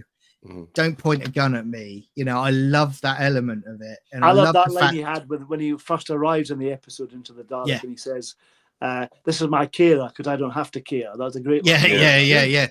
And I loved how they went there with him, that, you know, when they're in the Dalek and he says about the antibodies that kill the guy, and he goes, there was nothing I could do for him. He was already dead. You know, and he was just working out how he could save everybody else. I like that they were going there with that Doctor, and then I think they obviously just got audience feedback that maybe it wasn't receptive. And then next thing you know, I was like, it still makes me shiver today. But him coming in on a tank playing a guitar, was. You know, was that The Witch is Familiar? That one, Yes. Also, you know, when he became the Professor. When I first saw that scene, and I thought to myself, "Oh my God, that's a terrific idea!" It is. I thought what he was going to do was he was going to be talking to some other professors, and he was like, "Ah, you got that wrong." Do you know what I mean? There you go. See, I wish that they did nothing clever. He did nothing clever as the Professor. Nothing. Well, but I wish they'd stumbled on that concept a season earlier, because I would have loved to have seen him kind of, you know, based there, but with the ability to go anywhere he wants to, but based, because you could have brought in some occasional recurring characters, you know, other people around the university, things like that. You know, the lectures that he's giving, I thought I'd pay. Well, did you listen to what he was saying? Still, I would pay a week's salary to see Capaldi talking about anything he wants to on a stage. Again, right? Logic and common sense for Doctor Who, please. What the hell? Do you know what? When they should have brought Carol Ann Ford back as Susan during Capaldi. Yeah, absolutely. They squandered that opportunity, Moffat. They didn't want to. I don't know what you were thinking. And they were thinking of bringing somebody else gay in there. That's what they were thinking. You know, that's their thinking. And do you know what? When I watched that season, and he's there, you know, and he's the Professor. Yeah. And I did think, and I thought, oh, Moffat's going to do it. He's kind of going to riff off of Sharda a bit, and he's going to have the joke of people coming up to the Doctor's, you know, quarters at the college, and he's basically, you know, jokes about, well, you've been here. It sort of says you've been here since 1800 or something like that. You know, kind of that jokey element with Sharda, and it was. They didn't go there with it, and I thought, oh, it'd be an interesting concept, but I did think, well, it was a bit strange just locking Missy there. Yeah, that's I didn't like that. Was Moffat's later arcs, especially during the Capaldi era, were dire.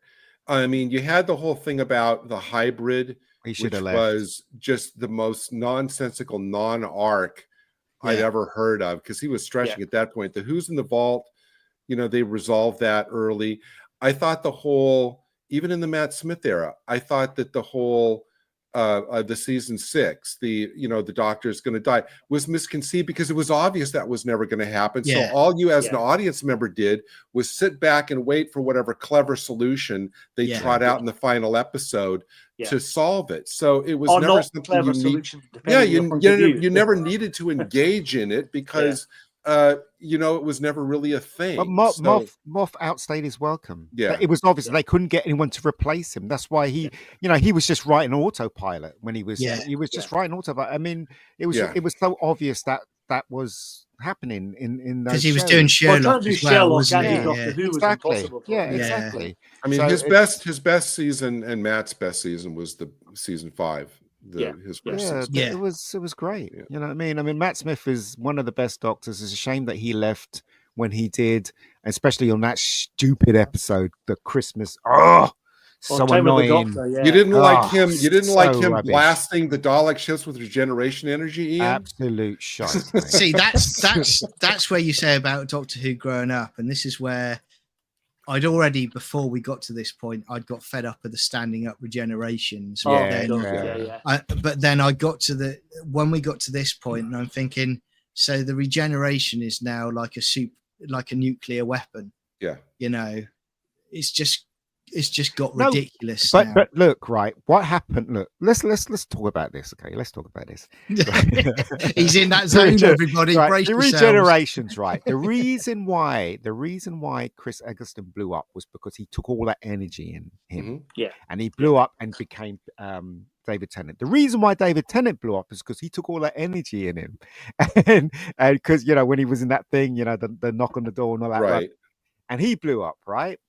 And the reason why Matt Smith didn't blow up was because he didn't take any energy in him. He just went one, and suddenly he was Peter Capaldi. And then they bring it back for Peter Capaldi. It just didn't make any sense. Why? It's like, It's just an excuse to redesign the TARDIS, isn't it? That's the thing. Yeah. No, it's because whoever wrote the episode didn't have any other clever way of making a change to Jodie. That's why. Yeah. It was stupid. Ugh. And I think and the Jodie to 14 is because no self-respecting man was going to wear Jodie's outfit. Yeah. And you know what? That regeneration scene on top of Durdle Door, that is literally 20 minutes from me. Yeah. And even when I drive stand like that with your arms even when I drive past now, I still get angry about that. Drive past. John makes a pilgrimage out there every month. He puts himself in the. Oh yeah. I climb up on top of it and I just go, the blossomest blossom, like that. That's right. Every month. When Doctor Who's lost it, when they literally had to make some excuse up where David Tennant, when what's her name, Jodie changed into David Tennant and he had his own clothes on. And you knew that Doctor Who was. It was a terrible idea, terrible explanation. Yeah, they never. No explanation. Well, they never explained no explanation. No, there's no explanation for the fact he's got this old face back again. It's like that annoyed me so no end. Why didn't you explain that? Yeah, it's like what I found strange about it as well, and when you talk about that, and this is where it gave me false hope, because as I said, I'm not a fan of the Jodie Whittaker era. No, but when Jodie goes and it's Tennant regenerating as 14 in his new outfit, and I thought that's not the Doctor. But I thought, they're being sensible here. Because I thought they've actually put him in a doctor's outfit. They've not done the silly. He's going to be wearing Jodie's clothes. So I thought they've done that. Okay, maybe we've got some common sense. They did that previously with Sacha Dhawan, though, didn't they? In the previous yeah, exactly. And I thought, and then all of a sudden, we got what we got. And I thought, well, if you were going to double down and do that, you might as well have just said to Tennant, "Sorry, you're wearing that outfit," because they kind of doubled down on it within that 12-month period anyway, didn't they? So I didn't understand that. But I think, guys, Dalek stories. So we'll talk. I'm going to do two things here. I'm going to talk your best Dalek story from New Who and your best Dalek story ever. Okay, so I'll go with you, Ian, first of all. What, the best Dalek story ever is Dalek, in my opinion. Okay, yeah. It is Dalek. It's definitely Dalek. The only thing I didn't like about Dalek was Chris Eccleston's performance at the ending when he goes, "Oh, I can't kill him. I'm like, oh, God, please send that man to acting school right now. He was so awful. He was so unconvincing. It was just ridiculous. But apart from that, I like the episode. I think it's one of the best. I think it's because when you watch the other Dalek episodes, like, for instance, the David Tennant one where the Daleks versus the Cybermen, that was fun, right? But it wasn't really focusing on the Dalek. Do you know what I mean? Daleks, so to speak. But I like Dalek because we got to learn about that particular Dalek. And it's very poignant at the ending as well, when he just wanted sunlight and the thing opened and stuff like that. And he was trying to, because Rose touched him, I guess humanity mutating into him. Yeah. And I like that idea. It reminds me of the Battlestar Galactica. Was it Battlestar Galactica episode had a similar thing with the Cylon? It reminds me of that one as well. Yes. Maybe Russell T copied it. I don't know that bit. But so to me, that is the best Dalek episode from a Doctor Who series ever, in my opinion. But anyway, that's just my opinion. Yeah. Paul? Well, I think Dalek is definitely the best episode of New Who. They've never bettered it since then. But for classic, for me, it has to be Genesis. Of course. Yeah. So. What else could it be? Yeah. Yeah. What else could it be? Yeah. Come on. Yeah. And Gary? I was going to say Daleks in Manhattan. Oh God, no! Pig man. But, just for the pig sleeves, obviously. Just for the pigs, Iron Man was in that episode, wasn't he? That's right. Yeah. Pigs in New Who. Pig in the snowman. Pig in the showgirl. If there was a walking, talking pig in the episode, you knew that great things were coming. It works for the Muppets, doesn't it? Let's be honest. Yeah, it does. Yeah. Of course, Dalek. For nothing else comes close to Dalek, because my reason is a little bit different from the one that Ian articulated, which is that, to me, after Davros showed up, the Daleks were always like, just their, the henchmen, the repetitious robot henchmen. Yeah. But in the 60s, up until Genesis, they were the calculating, they were the TV-21 Daleks. They were the ones who, on their own, carved out this empire, and they were ruthless and they were strategic, which, and even one Dalek was a force to be reckoned with, which is what the episode Dalek emphasized to perfection. Yeah. You don't need a whole horde of CGI Daleks in space, where, anything with enough numbers will be formidable, but the fact that you could have one Dalek who causes such terror in the Doctor emphasize, their power to perfection. For classic Who, or the best Doctor story ever, Dalek story ever, I'm actually not going to go with Genesis, which, is great as it is more of a Davros story to me than a Dalek story. Yeah. I'm actually going to go for Power of the Daleks, the first. Not bad. The first Troughton story, because there you get their planning, they're waiting, they're biding their time with this master plan, and they act at the right time and all of that. To me, that was the 60s story that most emphasized their cunning, their strategy. Yeah, David Whittaker knew about the Daleks, definitely, yeah. Do you know what I liked about Dalek, though, which it was the first time you ever saw it, was how the Dalek can punch into anything and suck all that information within a couple of seconds. Because I never knew they could do that, because like when he was logging onto the internet and learning everything. It's a bit worrying it's absorbed the internet, though, isn't it? All that information in his head. Don't go there, Well, it would have been today if they did that. You'd have him feel like self-destruct because of all the social media. When he absorbs all of that. Basically, now the Dalek would just download the entire error. Dalek would download the entire blue sky, and then it would self-destruct. Yeah, become like robot from Lost in Space, Gary. Warning. No. What are you? Are you a Dalek? No, I ain't my day them. Dalek. Right. Be like that. So, cancel, must cancel. I'm going to cancel you, Doctor. I think for me, Dalek is the best New Who story. It is. I'll come on to my all-time in a minute, but what I love about Dalek as well is, as Gary was saying, it really shows you how lethal just one Dalek is. And I love how Eccleston says, population of Utah, I think it is, or something. They go something like 8 million. He goes, all dead, and that is really good. And I the other thing I love about it was they didn't try and change the look of the Daleks. They updated them, but it's still distinctly a Dalek, and it looks great. And I do personally, I love that brown bronze look. I still like it. I think it works really well. When they're redesigning it, I remember Mike Tucker saying that Russell said, choose all the best bits from all the Daleks you've seen over the years, and this is what they came up with. There's a cracking kind of mixture of all the Daleks, including the film Daleks, which are superb, aren't they? And I loved in this, they showed the scene where it's just rotating the midsection and wiping people out, and I thought that is great because it is showing it as this thing is a tank, you know. And but you're how not going to stupid as stop those it. soldiers, though.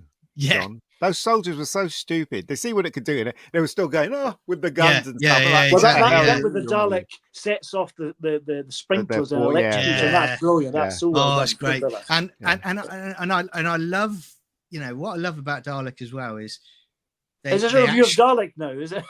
Yeah. We're doing all of it, but this is my ranking. But I love how they also brought in the fact that you've got the force field in front of the Daleks, so the bullets don't get through. Yeah. And then, I mean, that bit with Eccleston where why don't you just die, and it just says you would make a good Dalek is just and superb. That was bad acting from Chris Eccleston. My God, it was terrible. It was spittle. Jesus.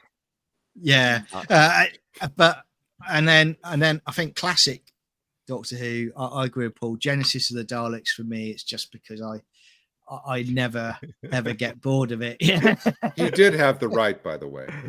No, he didn't. He didn't. No one would have blamed him for wiping them out, would they? Let's be honest. No. But he's the Doctor, and he cherishes all kinds of life, even the Daleks' life. So but see, that's a different question. It's not whether he, knowing who he was, would do it. The question was, does he have the right to do it? He doesn't. Yeah. He doesn't. No one has the right to do genocide. Oh but they're just little Jello monsters. You can kill Jello monsters. And because and because he doesn't, look what happens. But he does do that fantastic speech about all these races become allies. But because because they had the chance to wipe out the Klingons, but they didn't, did they? Yeah, but Ian, and we got Wolf. So there you go.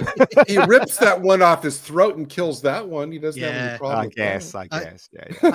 But I will do a shout out. We've just reviewed it, but Dalek Invasion of Earth is fantastic, and it is. There's some really, really, we talked about, when it comes out, I'm sure people will enjoy it, but there's some really, really distressing scenes in it where you're hearing about just how ruthless the Daleks are. And people screaming, "We need to see it." People saying, "Oh, you killed my brothers, you killed my mother," and then you just hear the scream as they exterminate him. Yeah. That just shows how evil and sinister they are. And 60s Doctor Who. I've said to you guys, bring back Robo-Men when it finally comes back, because they are great zombie characters. I adore. I mean, it's not obviously, as we discussed, it's not a flawless story, but it is an epic story. Yeah. Yeah. Again, if they had poured more money into it and the photography was better, it would have looked amazing, because the story was a really good story, Dalek. So I don't know. Yeah. Ian obviously has a problem with pie plates floating along. Don't we all, guys? Wobbly pie plates. How dare you, Gary? How dare you? But I mean, essentially that's it for today. For our review of Rose, with an extra tag on, just talking about favorite bits from Doctor Who. We're going to be looking to, going forward, we're going to be looking to do a live show every Sunday at 4:00. So feel free to come and join us. We've got lots to talk about. So how long do you think it's going to be, John, after we wrap things up? How many minutes is it going to take for RTD to cancel us, based on it's going to 3 minutes. I reckon under 15 seconds, to be honest with you. I mean, to be honest, forget cancelling us. I reckon I'm going to have a hit on me, to be honest. So it's a Dalek.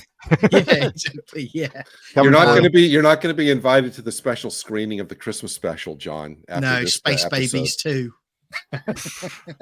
Can't be asked with the Christmas special. Will not be watching that. So please don't ask. I always get like messages on X saying, "Ian, you're going to watch it. You are going to watch it, aren't you?" No.